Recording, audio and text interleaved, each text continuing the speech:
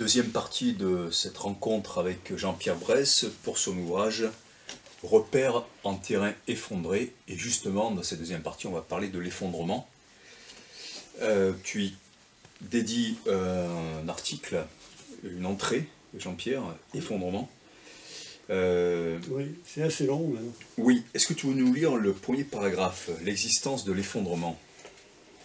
Sur la question, un livre ambitieux et érudit mais peu clair est celui de Tainter, Effondrement des sociétés complexes. Cet ouvrage nous parle de l'effondrement de diverses sociétés anciennes avec beaucoup de précautions. Ceux qui au contraire aiment sa très américaine sociologie à coups de marteau pilon pourront lire Jared Diamond, qui conclut son pavé par une affirmation très peu convaincante de sa confiance en l'opinion publique. Il se peut que les choses marchent comme ça en Californie, où vit Diamond, mais ailleurs ce n'est pas le cas. Plus exactement, lorsqu'un mouvement d'opinion triomphe ici ou là, il s'agit en général d'une opinion manipulée, phénomène qui ne semble pas intéresser Diamond. Voilà qui fausse toute son analyse en ce qui concerne une éventuelle réplique au bordel ambiant. Ouais, donc il y a un optimisme auquel tu ne souscris pas. Oui, la confiance en les médias pour organiser la contestation, ça me fait rigoler. Ok. Alors, on parle beaucoup aujourd'hui de Pablo Servigne et de Stevens, hein, comment tout peut s'effondrer, 2015. Toi, tu penses comme eux que ça ne sert à rien d'essayer de sauver le monde ou le modèle actuel et qu'il faut déjà se préparer à après, ou tu penses qu'on peut encore éviter l'effondrement? Éviter, je ne pense pas, mais il y a des choses à sauver. Mais ce qu'il faut sauver, c'est ce qui est déjà bien dégradé, ce sont les cultures. Oui, parce que pour toi, la culture peut être un antidote à l'effondrement. Un antidote au développement... Non, le développement technique détruit les cultures. Et c'est la principale cause d'effondrement, négligée par Servigne et Stevens, c'est que une société déculturée perd tous ses liens et ne peut plus fonctionner. On ne se rend pas compte qu'actuellement, l'ordre social survit l'ordre social se nourrit de la survivance de certaines cultures. Ok, oui, comme le christianisme qui aurait été recyclé en partie dans le socialisme. Oui, par exemple, oui. Voilà. Alors, il y a une expression là que j'avais retrouvée dans plusieurs cercles, un petit peu de penseurs avancés, tout ça, c'est décoloniser l'imaginaire. Effectivement, tu t'insurges contre cette expression. La décolonisation a-t-elle été une chose tellement bien réussie qu'il faille la prendre en exemple? Moi, j'en suis pas convaincu. Les 1 à 2 millions de morts au Rwanda au printemps 95 prêchent pas pour une réussite de la décolonisation. Oui, après, tous les mots ne viennent pas de l'Occident, on a connu certaines choses, on a gardé des réseaux, mais bien sûr, après, les peuples du Sud, comme on dit, comme les peuples du Nord, ont leur propre génie, leur propre démon. Donc il ne faut pas toujours mettre toutes les causes sur sur l'étranger. Qui a descendu l'avion de Habyarimana? Humblement, je ne le sais pas. De toute façon, c'est des gens qui connaissaient des techniques extrêmement perfectionnées. Oui, après... C'est pas des Africains du Rwanda. D'accord, on est bien d'accord. Ouais, voilà. Et tu dis, donc, décoloniser, c'est un terme qui est un peu connoté, et tu dis, l'imaginaire, la spiritualité, c'est avant tout revenir à soi. Je ne crois pas que j'emploie cette formule, mais elle ne me déplaît pas. Si, c'est une formule que tu emploies, donc c'est normal qu'elle ne te déplaise pas. Revenir à soi, est-ce que tu penses qu'il y a déjà en nous, comme dirait Jung, un certain nombre d'archétypes ou de valeurs desquelles il faut passer? Ou pour toi, est-ce que tout est culturel? Oui et non, mais c'est compliqué ces choses-là, je ne les maîtrise pas. Parce que, les westerns américains ont usé et abusé des archétypes jungiens, à mon avis. Ouais, surtout abusé alors. Oui, d'accord. Parce que les Indiens auraient fait des choses à l'inverse en utilisant aussi les archétypes jungiens. Non, mais tu connais la question mieux que moi. Ok, on va directement aller sur le terrain de la culture là. C'est intéressant parce que tu dis retrouver, pour la culture, retrouver les origines chrétiennes de l'Occident, en gros de l'Europe, oui, ou du monde occidental. Donc quel est l'apport capital du christianisme? On en a parlé en première partie, hein, le fait que tu disais qu'il était anti-morale, anti-sacrificielle, bon là on n'était pas d'accord, enfin tout dépend du sens du mot sacrifice, on n'y revient pas, et anti-politique. Donc j'ai envie de te mettre devant un paradoxe. Comment est-ce qu'une spiritualité qui est anti-politique et anti-morale peut refonder une civilisation, alors qu'on dit souvent que c'est la morale et le politique qui fondent une civilisation? Mais parce qu'elle est armée pour comprendre l'effondrement, justement. Le christianisme est armé pour comprendre l'effondrement. Enfin, oui, si on voulait bien, si on voulait bien, par exemple, relire l'Apocalypse. Alors, ok, vas-y, on va partir sur l'Apocalypse. Oui, mais moi, je ne suis pas un spécialiste de la question, mais le point central de l'Apocalypse, c'est le chapitre 18. Elle est tombée, Babylone la Grande. Bon. Okay, oui. Alors, qu'est-ce que c'est que Babylone? On a dit c'est l'Empire romain, c'est une hypothèse vraisemblable. Sauf que, en l'an 90, quand l'Apocalypse est écrite, l'Empire romain ne menace pas du tout de s'effondrer. L'Empire romain est tenu par la poigne de fer de Domitien, et rien ne le menace. Alors, je t'opposerai que le propre d'une prophétie, c'est que c'est pas prévisible. Oui, non, mais moi je crois pas au... Non, alors là, moi je crois pas au magique. C'est-à-dire que, et pour moi, si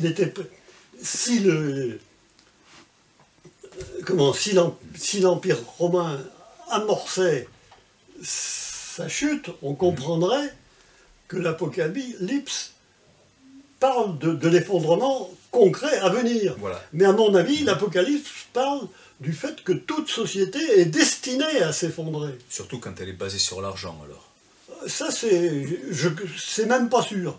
Tu peux le dire, ça me choque pas. Okay. Mais moi, j'affirmerais pas ça. D'accord, oui, c'est vrai que Babylone, oui, c'est le... Oui, Babylone, c'est une société marchande, mais quand même, voilà, oui, marchande, c'était très, très rudimentaire. Là, c'est une société de luxe et de luxure, et ça se passe plutôt... oui, enfin, il n'y avait pas de monnaie. Hein.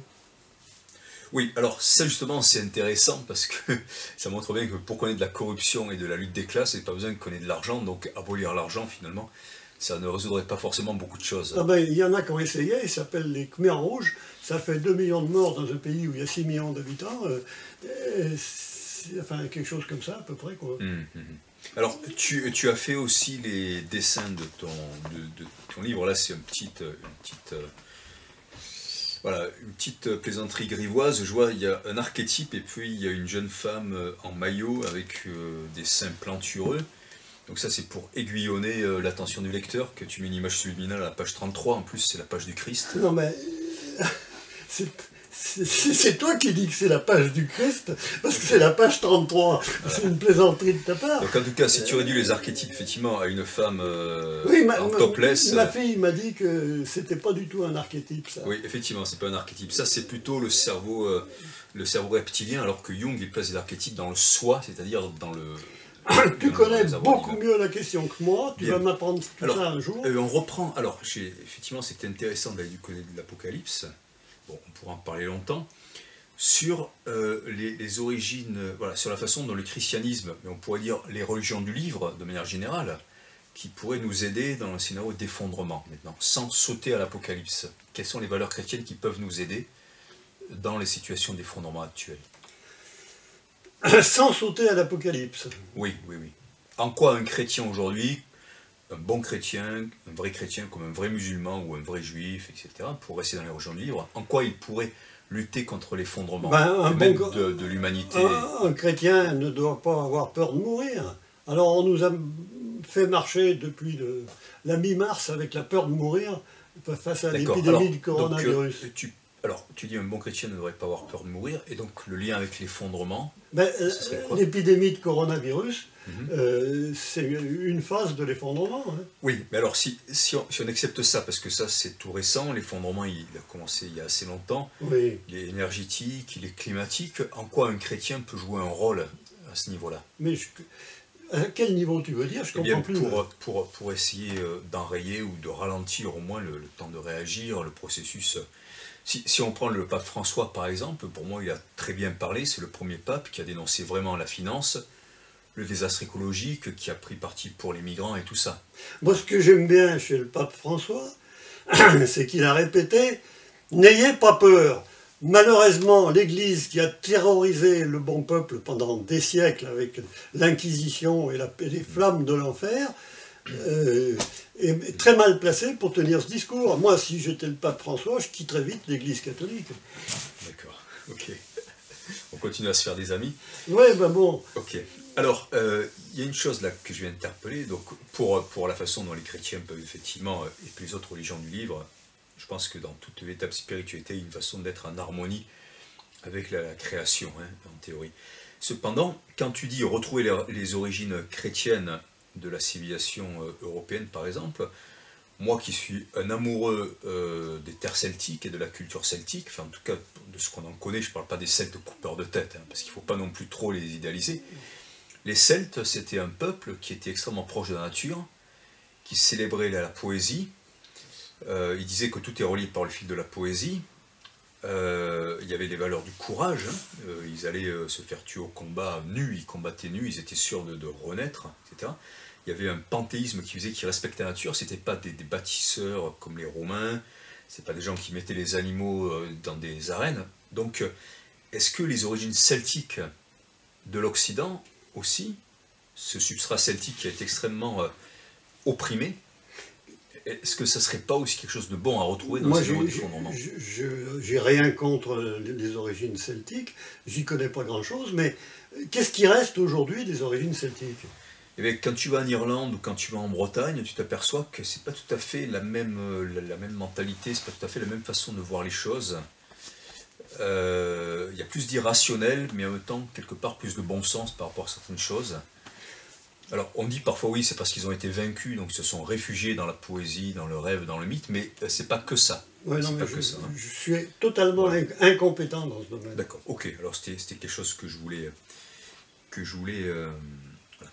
Alors, une chose aussi, toujours dans l'effondrement, tu dis que Yahvé, hein, le monothéisme juif, a libéré les juifs, et on pourrait dire pareil donc, par rapport à Mahomet, hein, qui s'est opposé aux idoles. Parce que donc le Dieu dans l'Ancien Testament aurait libéré son peuple des idoles qui sont tyranniques. Justement, ça revient quand même à ce qu'on disait dans la première partie.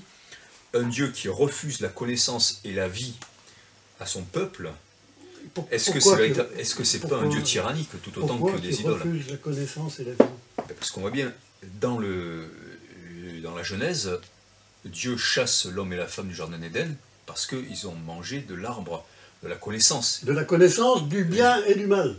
Ah, alors explique-moi.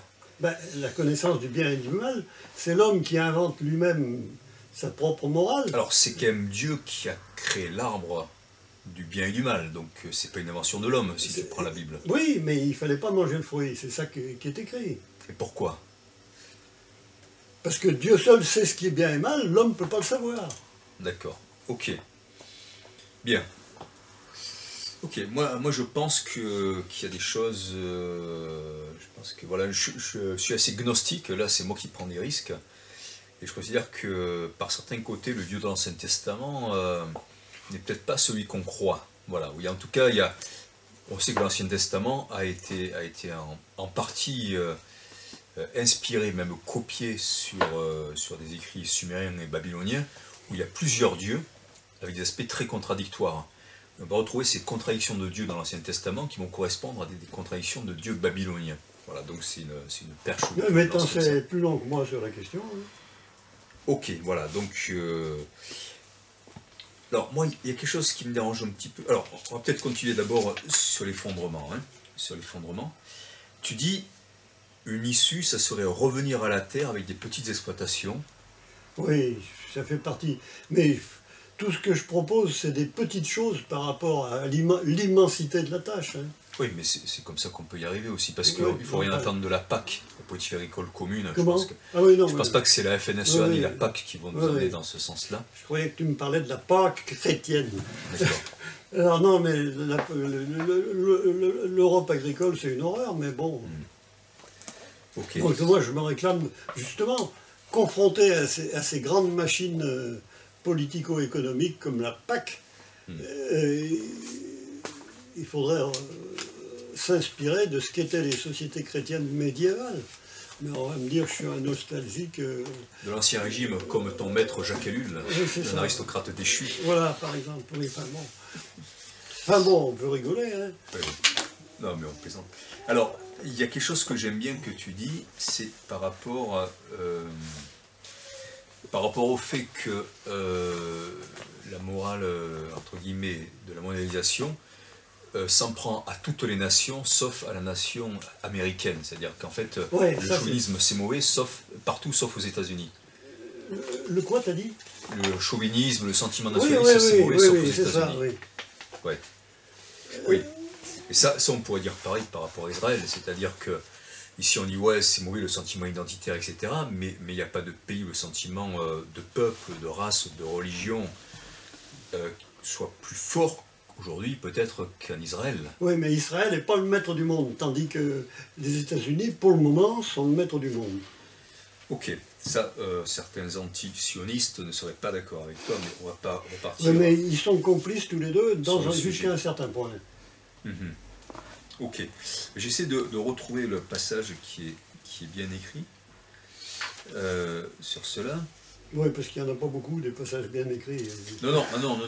Au contraire, c'est un livre qui se lit, qui est très alerte et très drôle. Non, il est. Oh, merci, t'es gentil. Non, c'est vrai. Non, il est intéressant. Il y a énormément d'infos dedans. Et bon, tu dis les choses de façon très directe, donc c'est quand même intéressant. Bon, peu importe, voilà, mais c'était une chose que je voulais souligner, parce que c'est effectivement une grosse contradiction et un certain nombre de personnes ne s'en rendent pas compte. Hein. Alors tu parles quoi qui est une grosse contradiction dont tout le monde ne se rend pas compte? Ben, le fait d'associer le patriotisme ou une forme de protectionnisme à du fascisme, alors que les pays, un pays comme les États-Unis ou Israël, bon, ben, ce sont les pays les plus identitaires à ce niveau-là. Voilà. Et c'est les pays et les populations. Enfin, je parle des élites dans ces populations-là.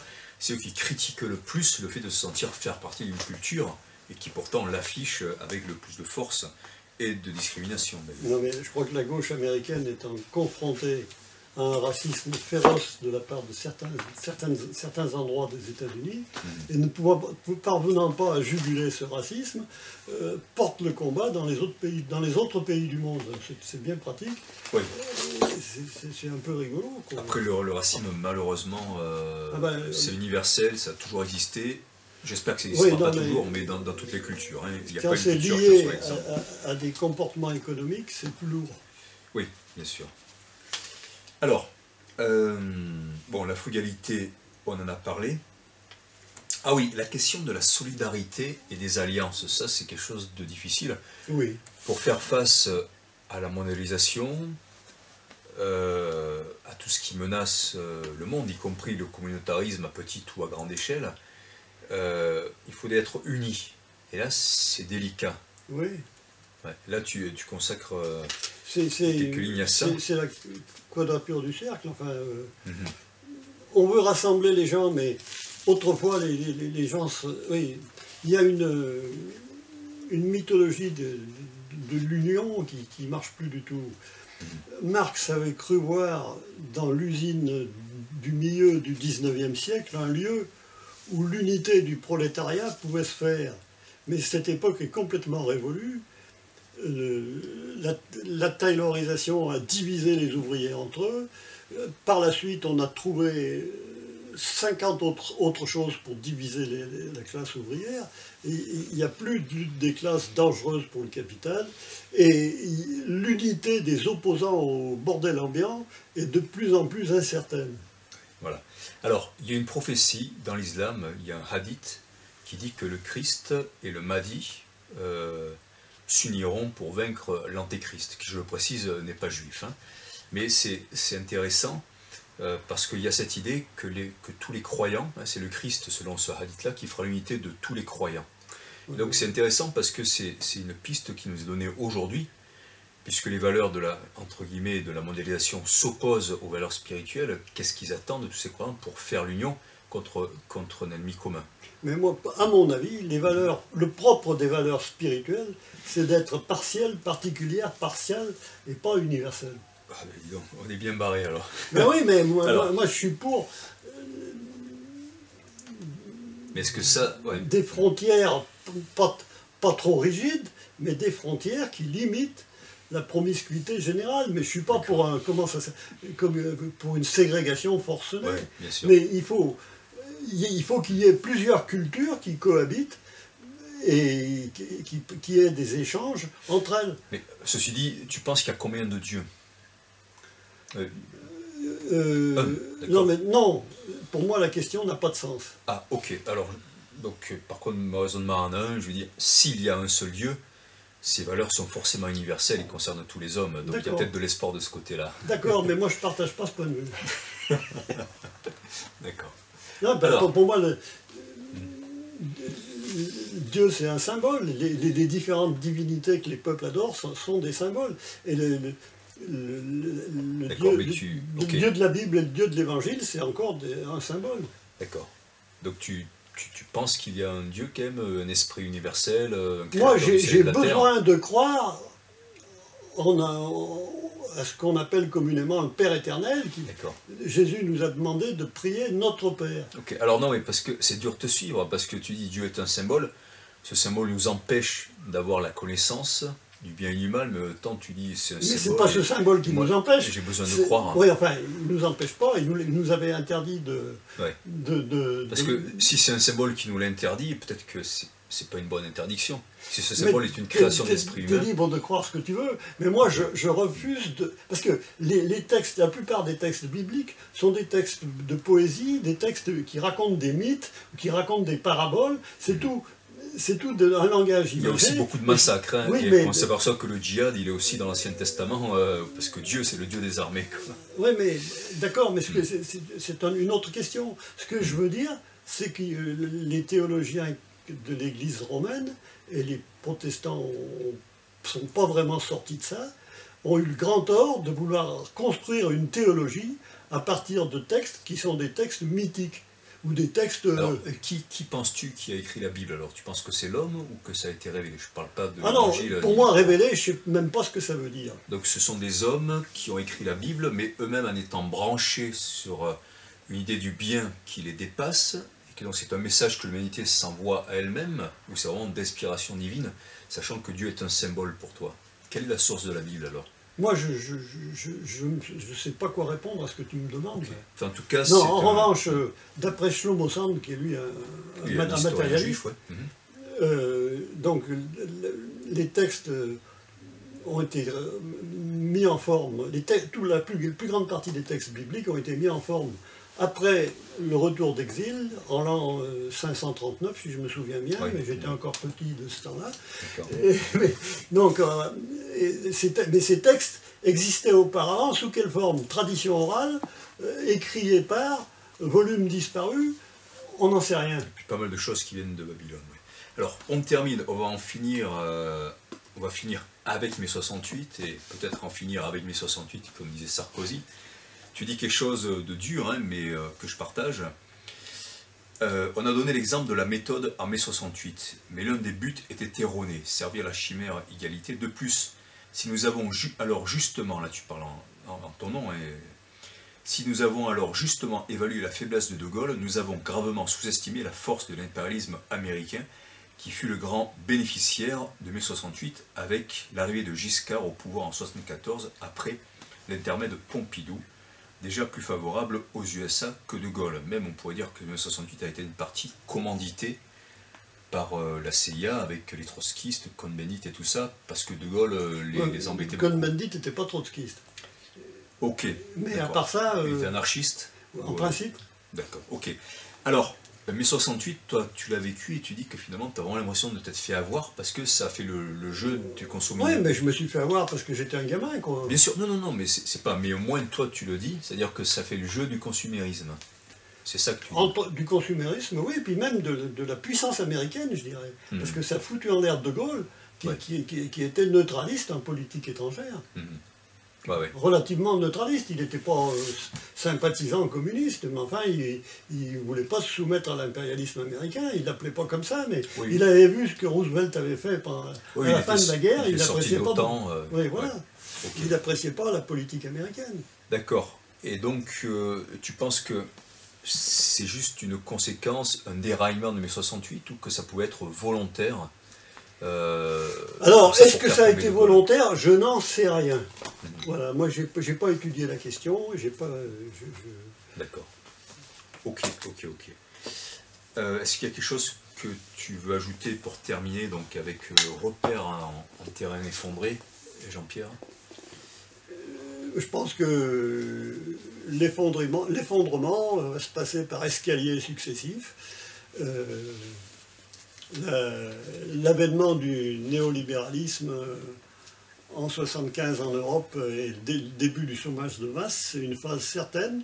Les Twin Towers en 2001, c'en est une autre, et le Covid-19, c'en est une autre. Ça fait 3 escaliers qui sont certains. Et à chaque fois, on descend un peu plus bas et on ne remonte pas. D'ailleurs, il y a un point commun entre les Twin Towers et le Covid, c'est que ce sont des affaires très controversées. Hein. Oui. Voilà. Et en tout cas, ça permet de mettre des lois sécuritaires. Oui, et puis c'est obscur, on ne sait pas qui a fait quoi. Une chose, alors, par rapport à l'effondrement, moi j'en profite juste pour dire qu'il y a une banque éthique qui existe, d'ailleurs tu as de l'argent dedans, c'est la NEF, Nouvelle Économie Fraternelle, qui permet de financer uniquement de l'agriculture biologique, de l'éco-bâtiment, énergie renouvelable, sociale, culturelle, hein, et vraiment c'est transparent puisqu'on peut assister aux assemblées générales. Est-ce qu'ils subventionnent la VINA? Non, la VINA n'a pas de subvention. Ben voilà, moi je suis plutôt partisan de subventionner des organismes comme ça. Merci. Eh bien, on peut faire les deux. En tout cas, l'argent de la VINA non, maintenant elle est au crédit coopératif puisqu'on ne peut plus avoir de compte chèque à la nef, mais on peut mettre son argent là et il sera en bonne place. Jean-Pierre, merci beaucoup. Alors, en tout cas, merci à toi. On refera peut-être des émissions parce qu'à chaque fois qu'on part sur un sujet, c'est très très vaste et on touche aux autres, mais en tout cas, il y a énormément d'entrées. Il y a combien d'entrées dans ton livre d'ailleurs? Je ne les ai pas comptées. En tout cas, il y a à peu près 500 pages. Il y a 490 pages et en gros... à peu près 1000 entrées, quoi. Peut-être pas, non. Ouais, mais enfin, un peu plus. Oui, voilà. Il y a des entrées qui doivent... En tout cas, on apprend beaucoup de choses. C'est un dictionnaire, c'est une encyclopédie, hein, qui nous permet de comprendre l'histoire, l'actualité, la religion. Et je l'ai faite sans utiliser Internet. C'est important parce que la plupart des trucs qui sont là-dedans, on pourrait chercher sur Internet et faire des modifications, etc. Moi, je me suis démerdé sans avoir personnellement affaire à Internet. Et 2-3 fois, j'ai demandé à un copain qui est là en face d'ailleurs, et vous ne le voyez pas, près de son appartement, et qui m'a cherché 2-3 bricoles sur Internet. À ce moment-là, j'avais pas Internet chez moi quand j'ai fait le bouquin. Ok.